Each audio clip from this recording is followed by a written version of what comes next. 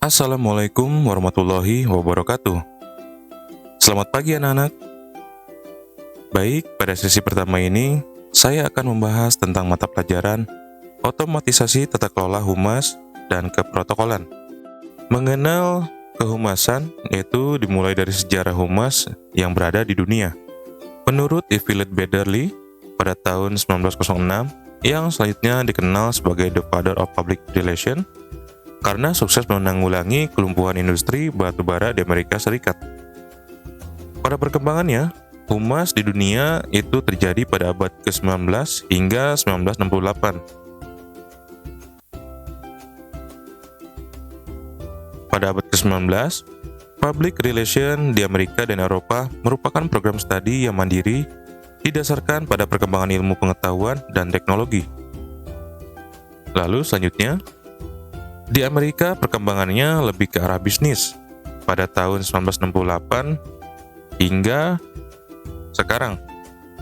Itu ditandai dengan perkembangannya antara lain perubahan mental, kualitas, pola pikir, pola pandang, sikap dan pola perilaku secara nasional atau internasional.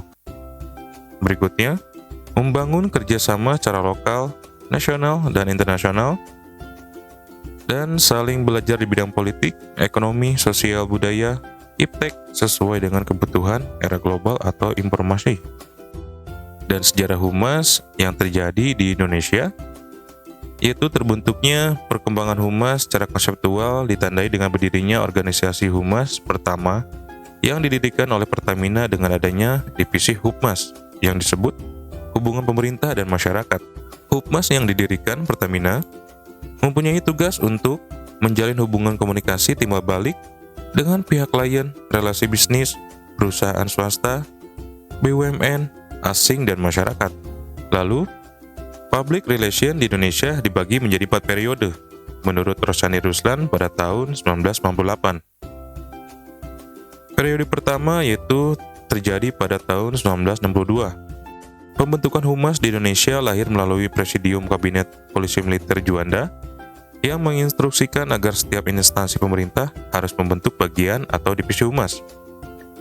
Pada periode kedua, yaitu tahun 1967 hingga 1971, terbentuknya Badan Koordinasi Kehumasan Bakohumas yang tata kerjanya antara lain ikut serta dalam berbagai kegiatan pemerintah dalam pembangunan, khususnya di bidang penerangan dan kehumasan, serta melakukan pembinaan dan pengembangan profesi kehumasan. Dan pada tahun 1967, berdiri Koordinasi Antar Humas Departemen Lembaga Negara yang disingkat dengan Bakor, secara ex officio dipimpin oleh pemimpin pada setiap departemen.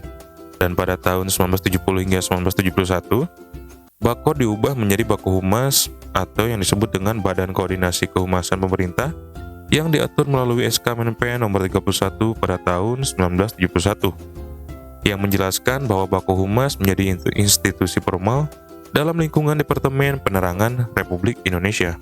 Periode ketiga yaitu terjadi pada 1972 hingga 1993. Mulai muncul humas di kalangan profesional pada lembaga swasta umum yang ditandai dengan pada tanggal 15 Desember 1972 didirikannya Perhimpunan Hubungan Masyarakat Indonesia atau Perhumas sebagai wadah profesi humas oleh kalangan praktisi swasta dan pemerintah. Pada Konvensi Nasional Humas di Bandung akhir tahun 1993 lahirlah Kode Etik Kehumasan Indonesia, yaitu yang disingkat dengan KEKI.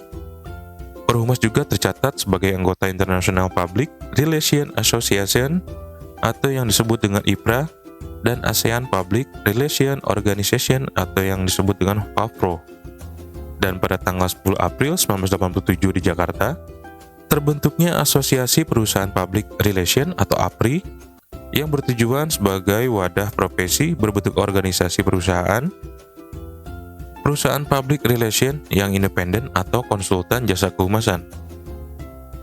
Dan yang terakhir itu periode keempat dari tahun 1995 hingga sekarang. Dan periode keempat itu terjadi pada 1995 hingga sekarang. Ditandai dengan mulai berkembangnya humas di kalangan swasta bidang profesi khusus Seperti spesialis humas bidang industri pelayanan jasa, perkembangan pada periode ini ditandai dengan yang pertama, tanggal 27 November 1995 terbentuk Himpunan Humas Hotel Berbintang yang disingkat dengan H-3 sebagai wadah organisasi profesi humas bidang jasa perhotelan. Berkaitan erat dengan organisasi PHRI atau Perhimpunan Hotel dan Restoran di Indonesia. Yang kedua, tanggal 13 September 1996, diresmikannya Forum Komunikasi Antar Humas Perbankan atau yang disingkat dengan Forkamas oleh Gubernur Bank Indonesia Sudrajat G. Wandodo. Dan yang ketiga, keluarnya SK Bapepam nomor 63 pada tahun 1996 tentang wajibnya pihak emiten atau perusahaan yang go public di Pasar Bursa Efek Jakarta atau BEJ dan Bursa Efek Surabaya memiliki corporate secretary. Dan yang keempat, berdirinya PRSI atau yang disingkat dengan Public Relations Society of Indonesia pada tanggal 11 November 2003 Jakarta. Tujuan organisasi ini adalah meningkatkan kesadaran, kepedulian, kebersamaan, pemberdayaan, serta partisipasi para anggotanya untuk berkiprah sebagai PR profesional dalam aktivitas secara nasional maupun internasional. Yang berikut yaitu pengertian humas. Pada pengertian humas, di sini terdapat beberapa definisi menurut para ahli dan organisasi, yaitu terdapat dari The British Institute of Public Relations. Yang kedua, Asosiasi Humas Seluruh Dunia. Yang ketiga, menurut ahli Scott M. Catlip dan Alien H. Center.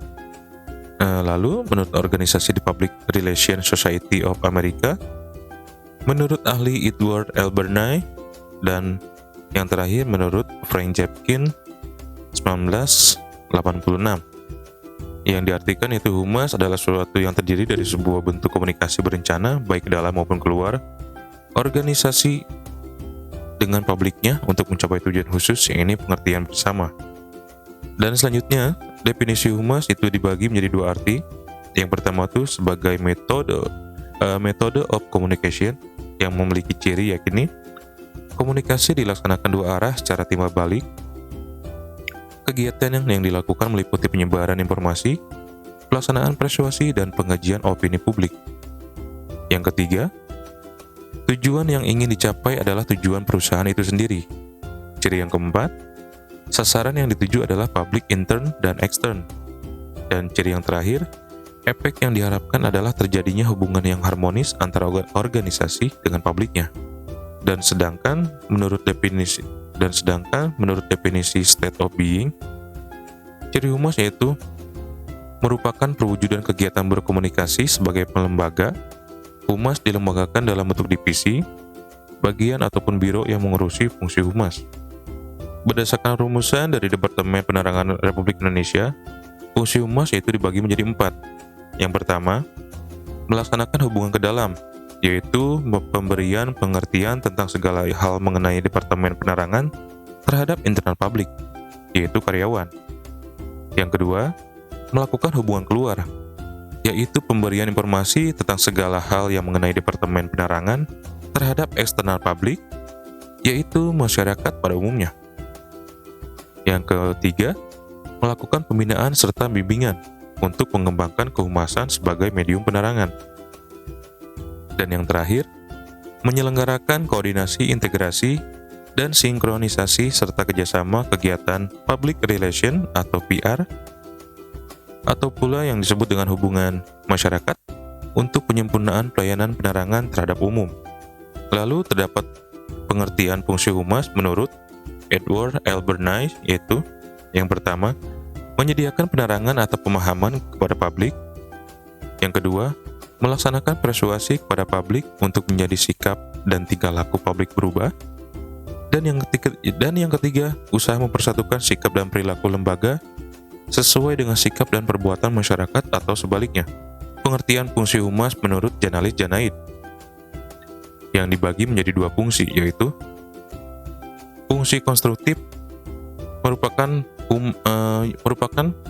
fungsi humas yang mendorong untuk membuat aktivitas ataupun kegiatan yang terencana berkesinambungan yang cenderung bersifat proaktif, termasuk di sini humas bertindak secara preventif atau mencegah.